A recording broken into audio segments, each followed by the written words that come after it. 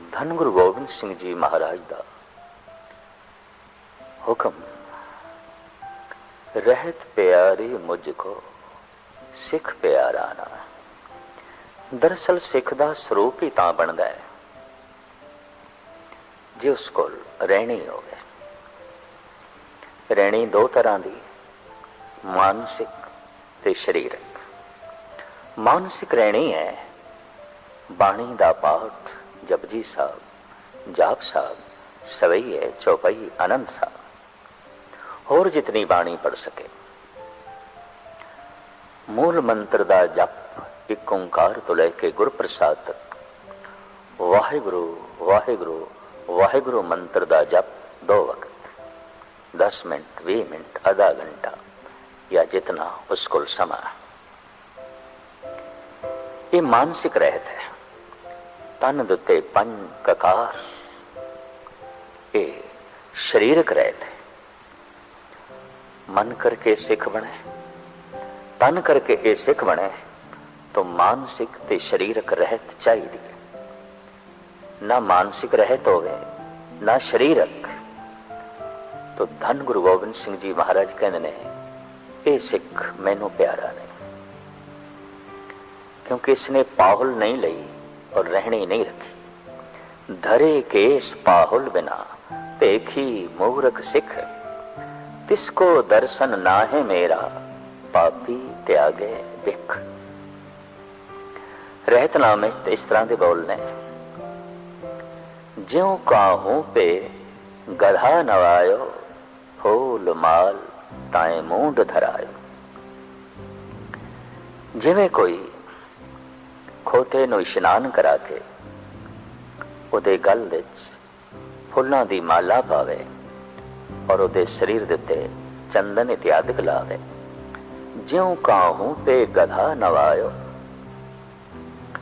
फूल माल ताए मूंड धरायो।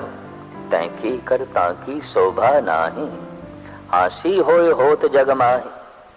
अगर इस तरह करके कोई खोते नूं बाजार विच ले आवे, लोकी उसनूं वड्याण नहीं लगे बल्कि हसणगे उसते। भई लै खोते नूं इशनान करा के चंदन ला के गले विच फुल्लां दी माला पवा के लैके आ गया। तैंकी कर तांकी शोभा नाही, हासी होए होत जग माही। ये प्रमाण किस प्रथाई दिता जा रहा है? अगां फरमान करदे ने, तिम कुरतियन केस रखाए, कहो कैसे ओ शोभा पाए। इसी तरह जो कुरैती है उसने केस रखे हुए ने, मानो खोते नूं इशनान कराया गया, फुल्लां दी माला पवाई गई है, चंदन आदक लाया गया, बस खोते ही खोता है। सिर्फ केस ने, ना मानसिक रहत ना बाकी शरीरक रहत। भाई साहब भाई नंदलाल दा बड़ा सुंदर फरमान, निशाने सिखी ई पंज हरफ का। जिथे हिरदे दी बनावट बनेगी बाणी नाल, मूल मंत्र दे जप नाल, गुर मंत्र दे जप नाल, उथे शरीर सिखी दा स्वरूप पेश करेगा इन्हां पंज ककारां नाल। कक्का के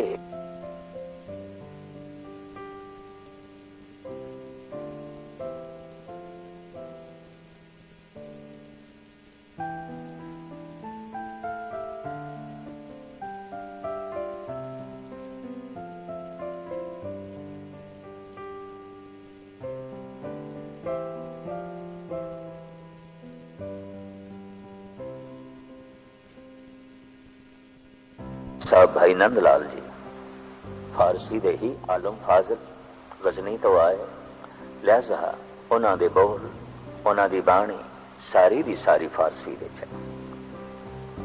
आप फरमान कर देने, निशाने सिखी ही पंज हरफ काफ। सिखी दियां पंज निशानियां पंज काफ दे हरफां दे च बंद ने। निशाने सिखी ही पंज हरफ काफ, कि हरगिज ना बाशद ई पंज माफ। इन्हां पंजां दे चों एक भी निशानी नहीं। सिख हरगिज माफी दा ख्वाहिशगार नहीं बन सकता। उसनों माफ नहीं किया जा सकता। केड़ियां पंज निशानियां, कड़ा कार दो काछ कंगा बिना, बिना केस हेच अस्ती जुमला निशान।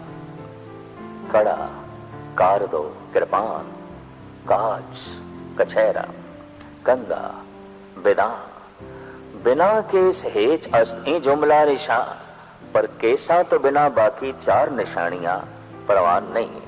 जैसे लाड़े तो बिना बरात नहीं शोभा पांदी, केसा तो बिना कड़ा कछहरा कंगा, कड़ा ये शोभा नहीं पांदा। इन्हां दी शोभा, किरपान दी शोभा, कड़े दी शोभा, कछहरे दी शोभा, कंगे दी शोभा केसा करके, केस मूल ने। क्योंकि राजे परीक्षित तो साडे देश दे केसां दा मुंडन आम चल पिया सी। भावें सब तो प्रथम उसने केसां दा मुंडन उन्हां ब्राह्मणां दा कराया सी जिन्हां ब्राह्मणां ने राजे जनमेजे दी महाराणी दी हस के बेपती की थी। वो किधरे जोर दी हवा नाल नगन हुई तो सारे दे सारे हस पे। जनमेजे ने इन्हां दे सिर मुन दिते, कुछ कतल कीते, बुथेरियां दे सिर मुने। इस तरह सिर नूं मुनना, मुंडन करना एक बहुत वड्डी सजा सी, बहुत वड्डी सजा। उस वक्त जनमेजे ने यह सजा ही दी। कलगीधर पिता ने सारा प्रसंग दसम ग्रंथ विच लिखिया। प्रथम बांध के सबके मूड मुड़ाए, उनर ए डुआ सीस तांके लगाए। इन्हां ब्राह्मणां नूं बन के उन्हां दे सीस मुन दिते, मुंडन कर दिता कि उन्होंने घोर बेअदबी की थी। फिर इन्हां नूं छोड़ दिता इतनी वड्डी सजा देके। जिन्हां नूं छोटी सजा दी उन्होंने तो सजाए मौत दी, पर जिन्हां नूं वड्डी सजा दी उन्हां दा मुंडन किया, जीवदियां ही मार दिता। ये ब्राह्मण जिधर जिधर गए लोगों ने पूछया, थोड़ा जोड़ा, थोड़ा दाड़ा, थोड़े केस। तो इन्हों ने कहा पिता गुजर गया, किसी ने कहा मां गुजर गई। ता ऐसा करना पे, ये सोग धारण करना पे। अज भी बिल्कुल सफा चट मुंडन करा के कोई बाहर आ गया बाजार विच, ऐसा समझा जाता है या मां गुजर गई है या पिता गुजर गया है। ये मुंडन सोग की निशानी सी, दुख की निशानी सी, मौत का प्रतीक सी। सहजे सहजे जद आध्यात्मिक जीवन रहा ना ते मुंडन आम हो गया। जनमेजे ने कुछ ब्राह्मणों का मुंडन किया सी, इन्हां करके इंज कह लो सारे देश का मुंडन हो गया। केस एक ऐसी सुरक्षा ने, जब कोई नाम जपदा है, बाणी पढ़ता है, तो मस्तक दे जो शक्ति जमा होती है, रस जमा होता है, वो छेती खारिज ना हो जाए, चला ना जाए। केस मदद कर दें। केसां दे चों भी निकले ना, जल्दी ना खारिज होवे, तो दस्तार मदद कर दी है। इस वास्ते बाकी पहरावा जो असी तन ते पहनते हैं समाजिक है, दस्तार धार्मिक है, धार्मिक है। केस रहत दे सिरमौर ने, ऋषि मुनिया दा रूप ने। मुखड़े दा दाड़ा प्रकृति दा दिता होया पुरुष नूं श्रृंगार है। जैसे असी देखते हैं शेरनी दे गल विच ये लंबे लंबे वाल नहीं, बबर शेर दे जो है गर्दन विच ने। जितना खूबसूरत मोर है, मोरनी उतनी खूबसूरत नहीं। ये लंबे लंबे पंख प्रकृति दा दिता होया श्रृंगार है। इसी तरीके दे नाल नर मुर्गा, तोता, कबूतर मदेन नालों ज्यादा खूबसूरत ने, प्रकृति ने श्रृंगारिया है। दाड़ा कुदरत दा दिता होया एक श्रृंगार है। इस वास्ते आदि काल तो पुरुष दी श्रृंगार विच रुचि नहीं रही, स्त्री दी ही श्रृंगार विच रुचि रही, क्योंकि उसने पुरुष दा मुखड़ा श्रृंगारिया होया वेख्या। तो इत्थों प्रेरित होके उसने अपना मुखड़ा भी अपने ढंग नाल संवारना, श्रृंगारना आरंभ किया। इसनों ते मनो विज्ञानिक भी तस्लीम करते हैं। खैर, दुनिया का सब तो खूबसूरत पुरुष अगर कोई है तो दाड़े केस वाला है, ऐसा अज दे कुछ विचारक भी मनते हैं। तो सीस दे ए केस रहतां विच सिरमौर रहत ने ऋषि मुनिया की रूपरेखा। कड़ा सरब लो हर वक्त बदन नूं छूंदा रहे, इस नाल शरीर की अरोगता ते रहिंदी है, लेकिन खलाद जो अनंत बेशुमार मलीन रूहां घुम रही ने, उन्हां तो भी बचाव होंदा है। कई कोट भूत प्रेत सूकर मिर्गाज तांत्रिक योगा, खास करके काला तांत्रिक, इसका उस पुरुष दे कोई असर नहीं जिसने अपने हाथ विच कड़ा पहने होया है। अज असीं देखते हैं अनुमति भी है अपने छोटे छोटे बच्चों को कड़ा पहनाते हैं ताकि किसी तंत्र विधि का या किसी रूह का परछावा इन्हां ते ना पवे। अज ते नवजायद बच्चे, नवे जन्मे बच्चों लई मावां कड़े मंगदियां ने, अनुमति है। ऐसा दिखाई दे रहा है कि सहजे सहजे शायद सारी दुनिया इस कड़े नूं धारण कर लवे। कड़ा दाएं हथ विच पाया जाता है। किसी भी काम नूं करन लगिया दाया हथ अगे आउंदा है। एक कड़ा प्रतीक है, तू गुरु दा सिख है और तेरे हथ विच गुरु दी दित्ती हुई ये निशानी है। इस वास्ते तेरे हथ कदी गलत काम नूं नहीं पैने चाहिए। तो अमृत पीता है, अमृत छकिया है, लिहाजा तेरे इस हथ विच शराब दी बोतल ना होए। तेरे हथ किसी ते जबर ना करन, तेरे हक किसी दा हक ना खोवन। तो गुरु की निशानी हाथ विच पहनी हुई है। कछहरा एक ऐसा पर्दा और इसका इतना मनोविज्ञानक मन ते असर है कि सहजे सहजे अज ते सारी दुनिया ने धारण कर लिया है। भावें ओ रूप ना हो जो कलगीधर ने सानू दिता है, पर कुछ ना कुछ कछहरे की बनावट जैसा ही कछहरा सारी दुनिया ने अज धारण कर लिया है और इसनों शरीर दी और मन दी एक खास लोड़ समझ लिया गया।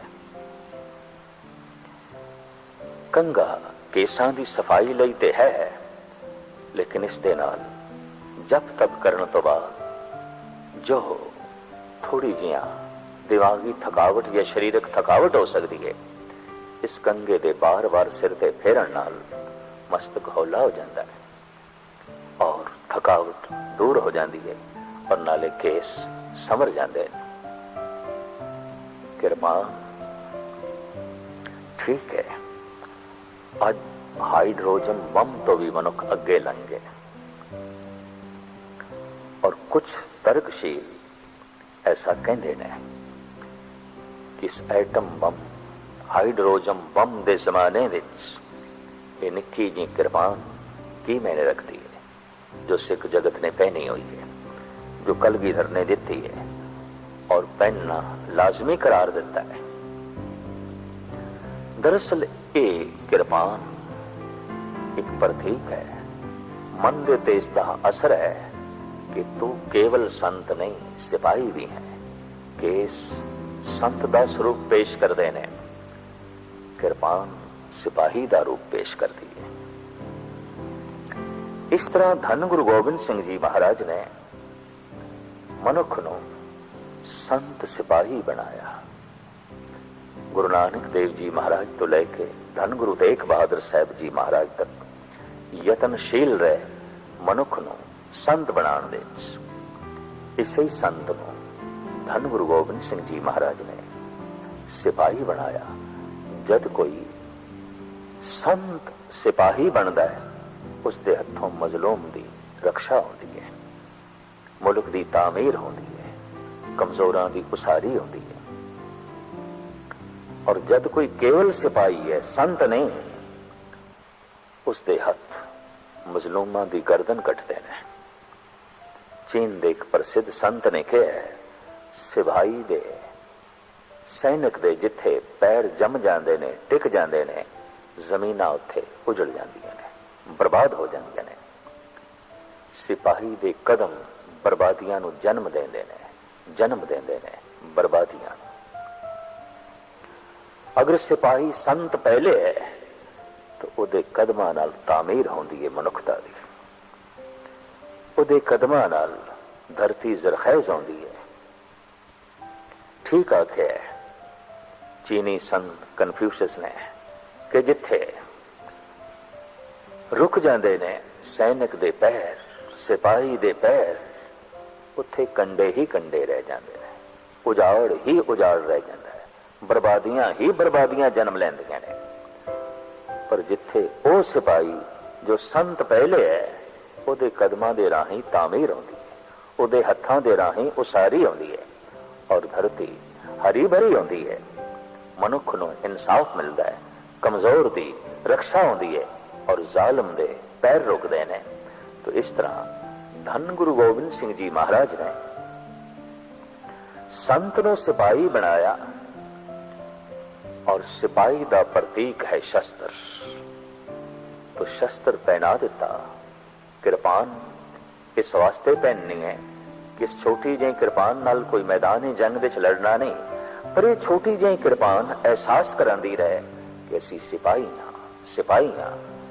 और इस तरह का अंदर वीर रस बनिया रहे तो फिर मनुख अपनी भी रक्षा कर सकता है, कौम की भी रक्षा कर सकता है, देश की भी रक्षा कर सकता है और किसी तरह का भी कोई हथियार होवे उस नाल रक्षा करेगा।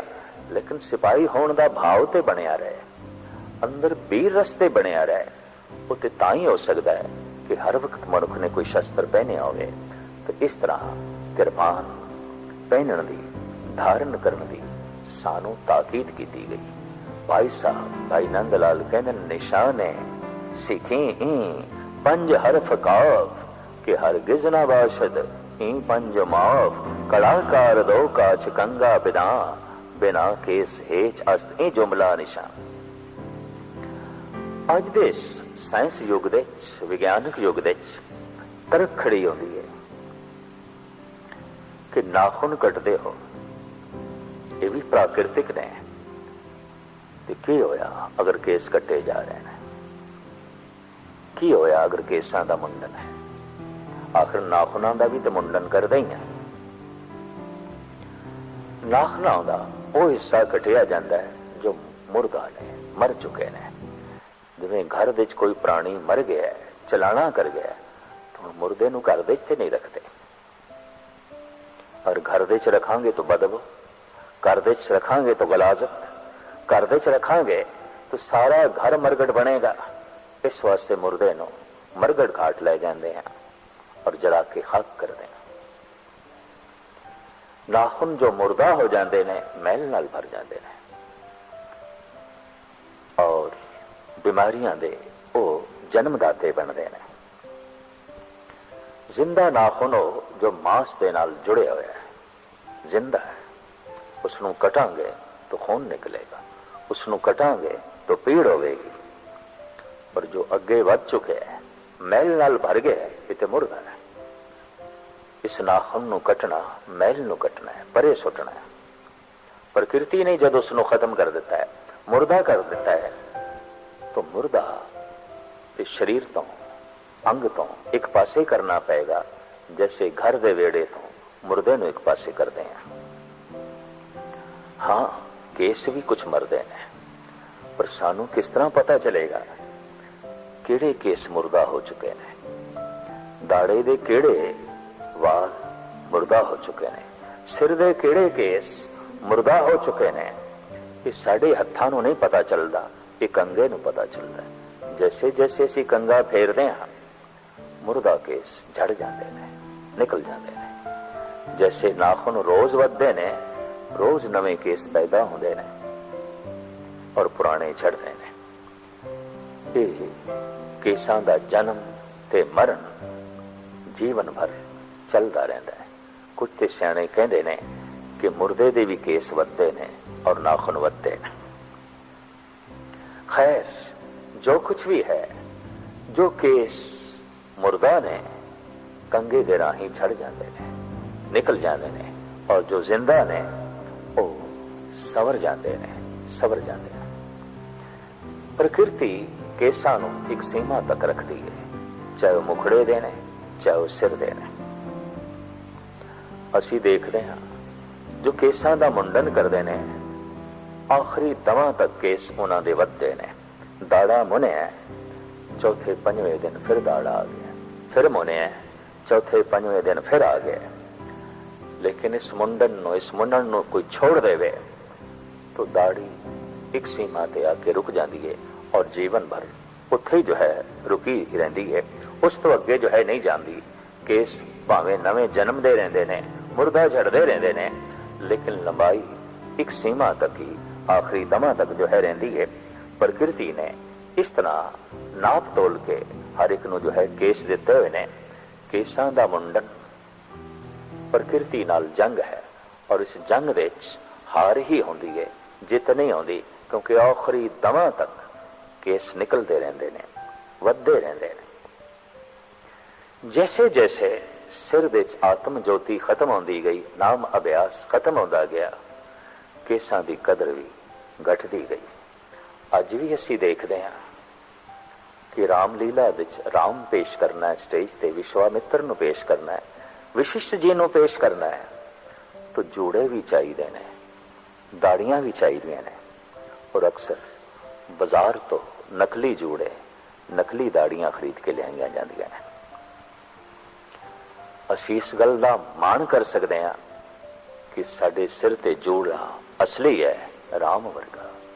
साडे मुखड़े ते दाड़ा असली है, विश्वामित्र जैसा, विशिष्ट जैसा।